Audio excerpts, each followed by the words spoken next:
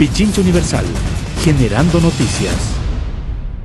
7:34, ya estamos conectados con Cristian Flores vía Skype, desde la ciudad de Cuenca. Él es el presidente nacional de la Federación de Estudiantes Universitarios del Ecuador. Como el país conoce por segundo año consecutivo, los rectores de universidades y escuelas politécnicas se mantienen a la expectativa frente a un posible recorte presupuestario. Este recorte podría ser real, ¿no? En la proforma del 2020 se observa que la asignación para los centros de educación superior llegaría a los 1.326 millones de dólares. Ante esto, la Federación de Estudiantes Universitarios del Ecuador, FEGUE, ha manifestado el rechazo de la disminución del 5.8% de 21 de las 31 instituciones de educación superior afectadas. Le preguntamos a Cristian que nos diga cuál es su preocupación y sobre qué base precisamente surge esta preocupación. Buenos días, Cristian, ¿qué tal? Un gusto. Bien, buenos días con todos y todas quienes nos escuchan. Un abrazo fraterno también a Pichincha Universal. Creo que aprovecho el momento también para solidarizarme con ustedes por tal vez el mal momento que tuvieron que pasar, y además felicitar por su digno trabajo durante lo que fue las protestas del paro de octubre. Bueno, específicamente nosotros desde la Federación de Estudiantes Universitarios del Ecuador mantenemos una preocupación por un posible recorte al presupuesto universitario. Hablando de posible recorte debido a que ya fue enviado la proforma a la Asamblea Nacional el 31 de octubre con un presupuesto de 1.326 millones de dólares para el 2020. Si nosotros cotejamos estos datos con los datos codificados para el 2019, nosotros tenemos que habría un recorte ya haciendo los cálculos más precisos en cerca del 8%, es decir, en 120 millones de dólares, debido a que la codificación sería de 1.446,3 millones para el 2019. En este sentido, mantenemos la preocupación, puesto de que las cartas ya están sobre la mesa. El Gobierno Nacional, a través del Ministerio de Finanzas, ha enviado ya la proforma presupuestaria y está para entrar al debate, ¿no? Entonces, nosotros, dentro de nuestro pronunciamiento y también haciendo la vocería a través de los compañeros en las distintas filiales y a través de la directiva nacional, nos manifestamos en la lógica de que primero no se ha socializado de una manera correcta tanto la forma de distribución de los recursos como el presupuesto en sí. Segundo, en el tema del recorte como tal. Y tercero, en una preocupación de que vemos que la educación ya a lo largo de unos 5 años más o menos, o 6 años, no ha avanzado lo suficiente como debería avanzar para el desarrollo actual que tiene la sociedad global, hablando ya a niveles competitivos mundiales y por supuesto latinoamericanos. En ese sentido, nuestra preocupación se vuelve aún más grande, puesto que al parecer vivimos una suerte de precarización de la educación pública, o que apuntamos hacia ello para beneficiar a las entidades privadas de educación superior, y que de esta manera hacer una suerte de privatización de la educación. ¿Ustedes consideran que hay ese peligro de privatización de la educación superior, Cristian? Por supuesto, mire, A ver. la educación ha sido reducida gradualmente. Uh-huh. En un inicio podemos decir que se dio debido a la misma desaceleración de la economía que sufrió el país. Sin embargo, ahora vemos en estos 2 últimos años ya ha existido recortes al presupuesto de la universidad. Recordemos finales del 2018 que hubo un recorte inicial de 146 millones de dólares, cerca del 10% del presupuesto para las entidades de educación superior. Y ese recorte se frenó gracias a las movilizaciones que tuvimos los estudiantes, y se dio a través de un diálogo que tuvo el gobierno nacional con los rectores de las universidades públicas del país. En este diálogo se acordó mantener el presupuesto del 2018 al 2019. Sin embargo, la proforma final presentada por el gobierno nacional sí contuvo una reducción de presupuesto de 6,42%, es decir, de 92 millones de dólares. Ese fue el presupuesto inicial del 2019. Entonces, sí hubo un recorte. Ahora, entendemos que parte de este diálogo que tuvieron los rectores con las instituciones de educación superior fue efectivamente que, a pesar de que existía el recorte en la proforma, habría asignaciones presupuestarias que puedan, de cierta manera, ajustar el presupuesto a lo largo del año. Y es así que tenemos ahora un presupuesto codificado cercano al del 2018. Entonces ahí van dos condiciones bastante importantes a tener en cuenta. El uno, que se ha mantenido congelado el presupuesto, ya tenemos 3 años congelado el presupuesto, por no decirlo, reduciéndolos también, debido a que estas asignaciones no se entregan a tiempo y las universidades no pueden ejecutar a tiempo, es decir, no pueden devengar. Y lo otro es que efectivamente vemos que hay pretensiones de reducir el presupuesto. En este caso, para el 2020, a pesar de que ha existido diversos comunicados de la CENESID y de algunas instituciones de que no posiblemente no puede haber un recorte, nosotros con los datos que ha publicado el mismo Ministerio de Finanzas nace la preocupación debido a que efectivamente vemos que sí es una realidad.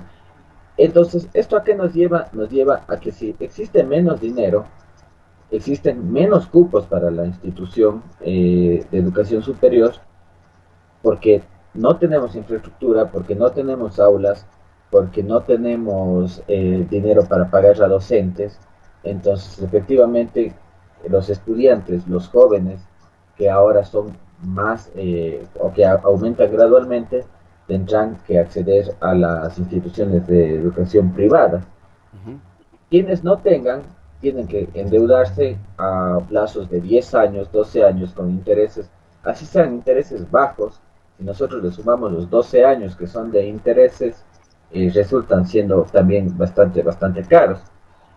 Y esto por una parte con el tema del presupuesto, pero lo que también nos preocupa es la fórmula que ha aplicado el CES y el CENESID para la distribución de los recursos. Una fórmula que tiene, 14 indicadores y que se establecen 4 criterios generales: calidad y excelencia, eficiencia administrativa y financiera, justicia y equidad, y el tema de pertinencia.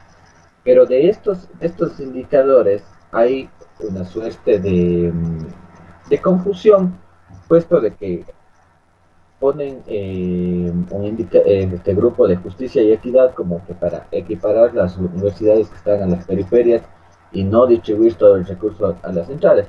Eso, lógicamente, todo el mundo estamos de acuerdo, pero no significa que eso quite los recursos a las universidades centrales o a las universidades de las cabeceras cantonales que han tenido ya avances en el tema de educación y se han logrado rankear en los distintos evaluadores internacionales. Es decir, lo uno no debe quitar lo otro, porque de esa manera no avanzamos.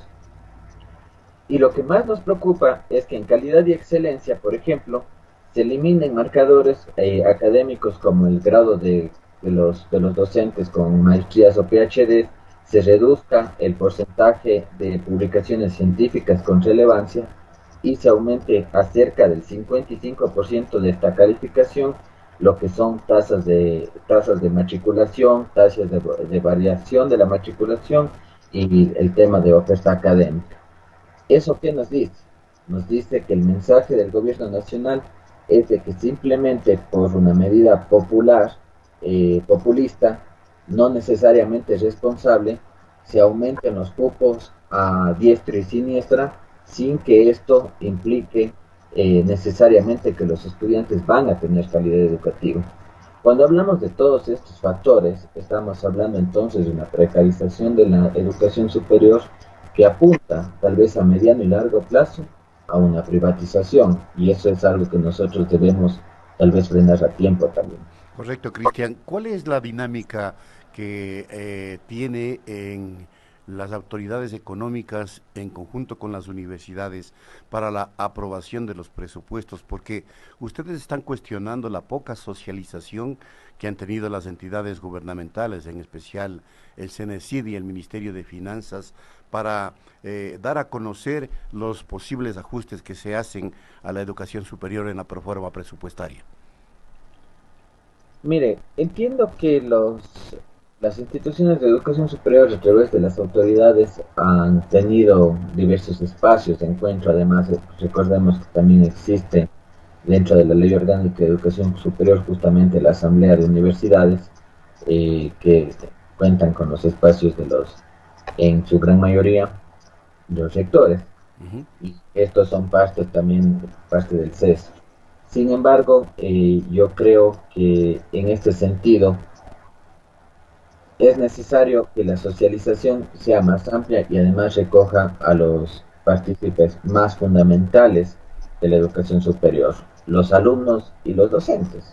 ¿Qué es una universidad sin sus alumnos y sin sus docentes? Obviamente, obviamente.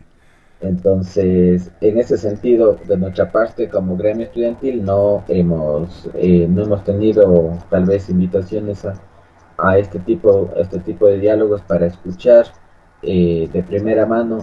Resulta también preocupante que en la proforma presupuestaria que publica en su página oficial el Ministerio de Finanzas no existe el comparativo con el codificado 2019, es decir, como se hace todos los años, y esto también nos llama un poco la atención. Ujú. Eh, entonces, a pesar de que algunos sectores con las autoridades gubernamentales mantienen sí una comunicación constante, nosotros sí nos vemos preocupados, puesto de que no hemos sido nosotros parte de esas comunicaciones. Y no queremos que pase algo como decíamos, como pasó el año anterior, que el diálogo se dio entre sectores y autoridades, se excluyó de esto a los estudiantes y a la final los resultados tal vez no fueron los mejores para las universidades. Ustedes están haciendo un exhorto, ¿no?, a los rectores y las rectoras de las universidades para que se defienda los intereses de los estudiantes o de la educación superior.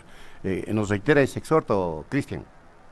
Sí, mire, yo creo que hablando de una manera más amplia, no solo en esta coyuntura, sino en general, las universidades hemos dejado de ser un espacio académico, sí, pero además vinculante con la sociedad, pero con una vinculación real, una vinculación política.